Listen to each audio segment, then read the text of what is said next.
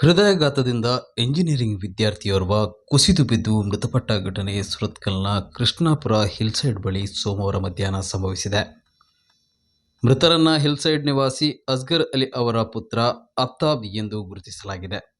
ಇವರು ಸುರತ್ಕಲ್ನಲ್ಲಿ electrical engineering diploma ವ್ಯಾಸಂಗ ಮಾಡುತ್ತಿದ್ದರು.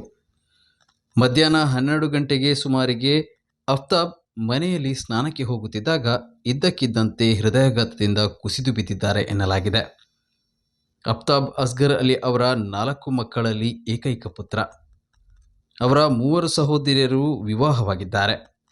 ಅವರ ತಾಯಿ ಕೋವಿಡ್ ಸಮಯದಲ್ಲಿ ನಿಧನರಾಗಿದ್ದರು. ಅಂದಿನಿಂದ ತಂದೆ ಮತ್ತು ಮಗ ಮಾತ್ರ ಒಟ್ಟಿಗೆ ವಾಸಿಸುತ್ತಿದ್ದರು. ಆಟೋ ರಿಕ್ಷಾ ಚಾಲಕರಾದ ಅಲಿ ಅವರು ಮಧ್ಯಾಹ್ನದವರೆಗೂ ತಮ್ಮ ಮಗನೊಂದಿಗೆ ಮನೆಯಲ್ಲಿದ್ದರು.